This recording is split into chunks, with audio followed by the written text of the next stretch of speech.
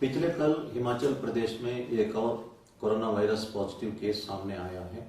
ये सिरमौर जिले के पांवटा साहिब सब डिवीजन में तबलीग जमात के एक व्यक्ति जो मरकज दिल्ली से लौटा था, इस पर पाया गया है। ये पहले से क्वारंटाइन में था और पहले नेगेटिव आया था, अब दोबारा टेस्ट करने पर पॉजिटिव पाया गया।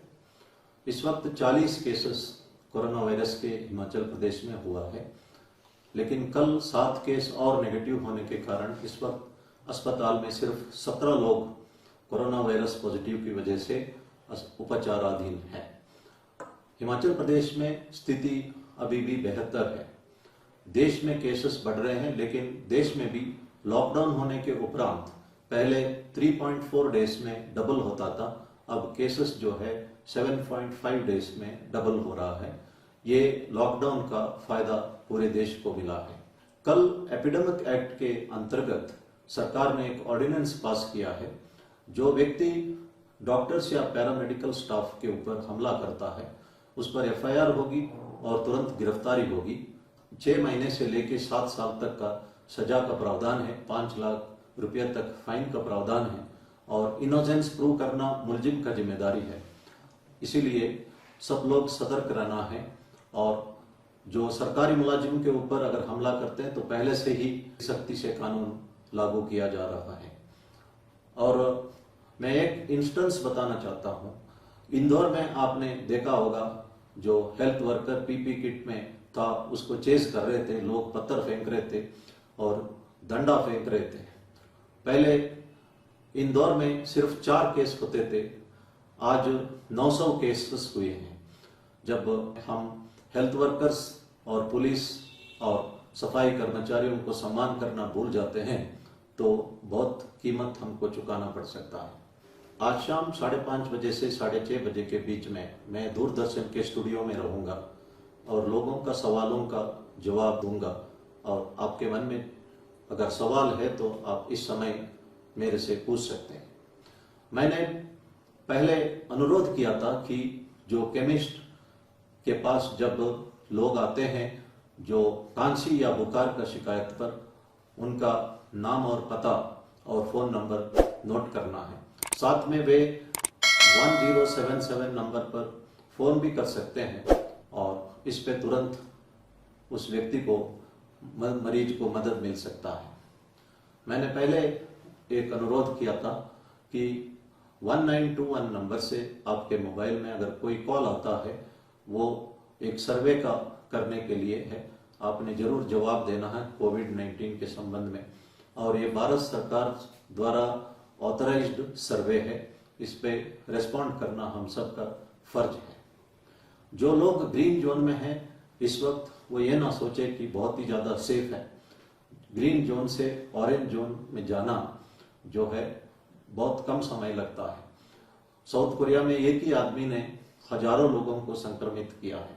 इसलिए हर वक्त सतर्क रहना हम सब का फर्ज है। कुछ एक घटनाएं हमारे नॉलेज में आया है, खासतौर पर बिलासपुर में कश्मीरी लेबरर्स है, उनके साथ हाथापाई हुई थी। ये सही नहीं है।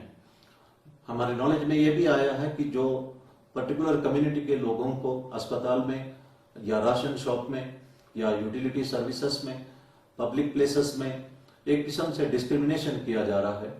ये बहुत गलत है। भारत देश विविधता में एकता के लिए पूरे दुनिया में मशहूर है। The unity despite diversity.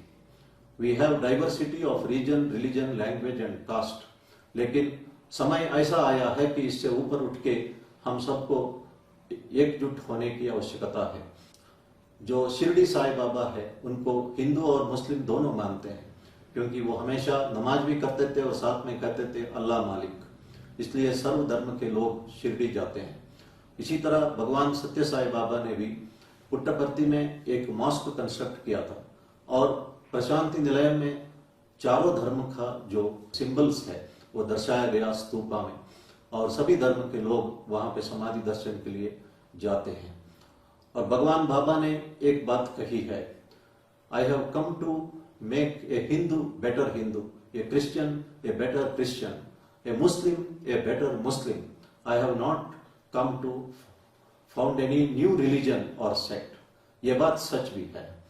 उन्होंने ये भी कहा था, there is only one caste, caste of humanity, there is only one religion, religion of love, there is only one language, the language of heart. और उन्होंने कहा था कि जिस नजर से हम दुनिया को अगर हम देखते हैं वही दुनिया हमको दिखती है। अगर हम दुनिया को एक प्यार, कंपैशन और पीस के नजर पे देखते हैं तो दुनिया हमें लविंग और पीसफुल लगता है। और हम सबको, मैंने पहले भी कहा था कि जब हम दूसरों को मदद करते हैं उससे हमें अपने आप को मदद मिलता है। इसका मैंने एग्जाम्पल भी दिया था। आज मैं कहने जा रहा हूं कि जब हम दूसरों को विश करते हैं, दूसरों का भला चाहते हैं, उससे हमें अपने आप को फायदा होता है। जब हम किसी को happy birthday, happy new year या हैप्पी होली या इस तरह की बातें कहते हैं, विशेष व्यक्त करते हैं, तो वो विशेष जो है हमारा कोर ऑफ द हार्ट से निकलना चाहिए। उस आदमी को भी फायदा होगा और हमें भी फायदा होगा। हमारे धर्म में एक प्रार्थना है, सर्वे भवन्तु सुखिनः, सर्वे सन्तु निरामया, सर्वे भद्राणि पश्यन्तु, मां कश्चित् दुःख भाग भवेत्।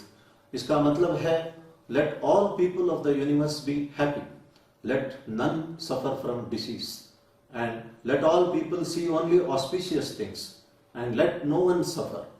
इसका मतलब है दुनिया के लोग खुश रहे और कोई भी रोग से पीड़ित ना हो, और दुनिया के तमाम लोग सिर्फ शुभ ही देखे, शुभ वारदातें देखे, और किसी को भी कष्ट झेलना ना पड़े। मेरे ख्याल में इस वक्त इससे बेहतर कोई प्रार्थना नहीं हो सकती है। अगर आपको संस्कृत नहीं आता तो आप अंग्रेजी में प्रार्थना कर सकते हैं, और या हिंदी में कर सकते हैं, या अपना किसी भी लैंग्वेज में कर सकते हैं। अगर वो भी नहीं है तो अपना दिल से प्रार्थना कर सकते हैं।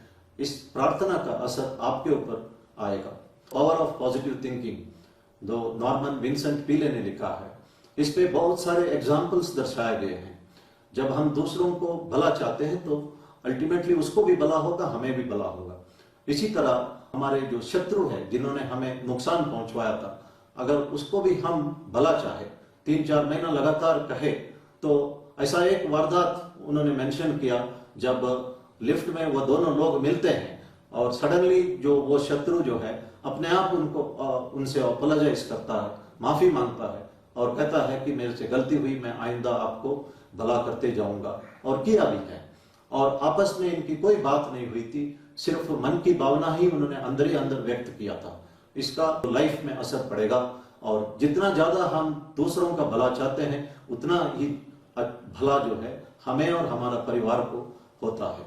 इसलिए ये प्रेयर को मैं दोबारा दर्शाता हूँ, late all people in the world be happy, let no one suffer from disease, let all people see only auspicious things, and let no one suffer.